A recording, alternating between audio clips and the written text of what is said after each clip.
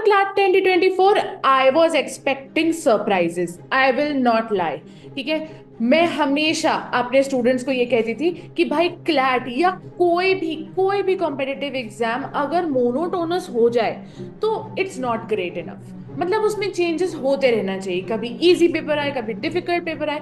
That is the beauty of competitive exams. लेकिन CLAT 2025 was not a surprise. भाई ये तो धोखा है।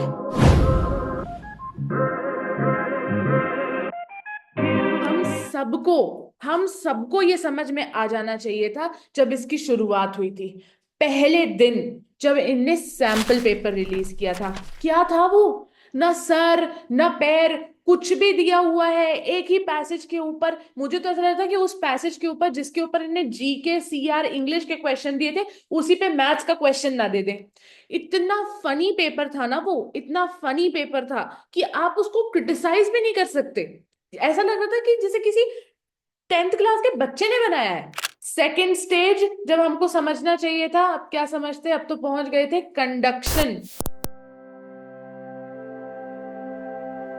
जिस तरीके से क्लैट को कंडक्ट किया गया है, मैं बताती हूँ पूरी कहानी क्यों मेरे को गुस्सा आई इन द फर्स्ट प्लेस। देखो, 2 दिन पहले तक ये लोग बोल रहे थे कि कुछ भी मार्क नहीं कर सकते क्वेश्चन पेपर में क्योंकि पैराग्राफ्स बहुत लंबे होते हैं। हम सब ने, क्लैट कम्युनिटी ने लड़ा, विरोध किया, बहुत अच्छी लड़ाई की, और इस शॉर्ट की वजह से या फिर हम सबके अर्थक प्रयास की वजह से शायद कंसोर्शियम ने मान लिया कि चलो ठीक है, तुम पैसेज मार्क कर लो, क्वेश्चन मार्क कर लो, लेकिन ऑप्शन मार्क नहीं कर सकते हो क्योंकि हम तो सिर्फ चीटिंग रोकना चाहते थे।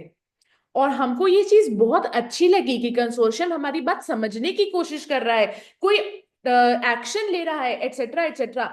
लेकिन ये जो पूरी बात हुई है, इस चीज के बारे में इन्विजिलेटर को कौन बताएगा?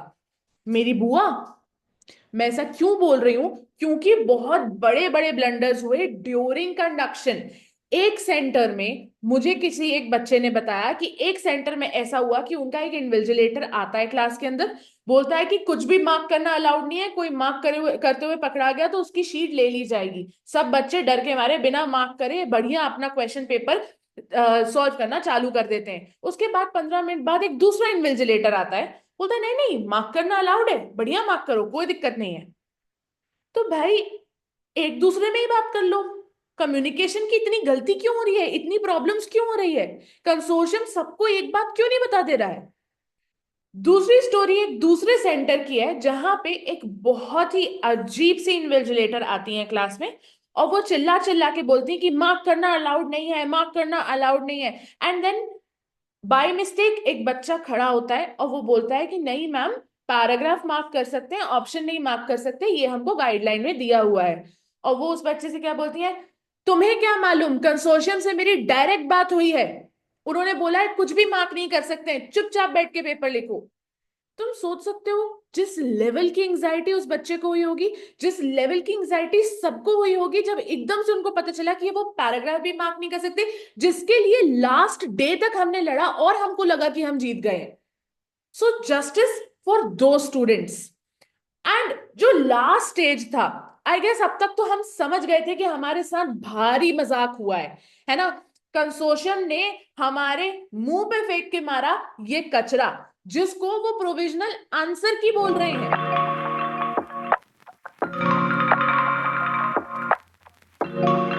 अब ये जो प्रोविजनल आंसर की है, इसमें इतनी डिस्क्रिपेंसीज हैं कि इसके ऊपर ऑब्जेक्शन उठाने में मेरी जायदाद बिक जाएगी, लिटरली। भाई कंसोर्शियम, तुम मेरी बात सुनो। कोई परेशानी है, कोई दिक्कत है, कोई कोई लड़ने आता है तुम्हारे घर में, वसूली ले रहा है तुमसे, क्या हो गया है, जो भी है उसका समाधान निकालते हैं ना। लेकिन तुम क्लैट को क्यों तोड़ रहे हो भाई? अच्छा, एक और चीज बताती हूँ तुम्हें मैं। मेरे को एक बार अपॉर्चुनिटी मिली थी कि मैं एक बहुत ही प्रेस्टिजियस इंस्टीट्यूशन के एंट्रेंस एग्जाम को डिजाइन करूं, और मैंने किया भी। उसमें तुम देखोगे ना, कोई भी मिस्टेक नहीं है। एक छोटे से छोटी मिस्टेक का मैंने ध्यान रखा था कि बाय मिस्टेक स्पेलिंग भी इधर की उधर ना हो जाए, बाय मिस्टेक ग्रामर भी इधर की उधर ना हो जाए। तो कंसोर्शियम क्या कुछ भी नहीं देख रहा? क्या वो कुछ भी चेक नहीं करना चाह रहा? क्या वो खुद का बनाया हुआ सिलेबस भी चेक नहीं करना चाह रहा? आउट ऑफ सिलेबस क्वेश्चन देना चाह रहा है। क्या चल क्या रहा है? अच्छा, आफ्टर ऑल दिस रैंट, एक ही चीज मैं एंड में कहना चाहूंगी। Justice for all CLAT 2025 aspirants, justice for all parents, justice for all CLAT mentors, justice for the whole CLAT community. Hashtag रीक्लैट।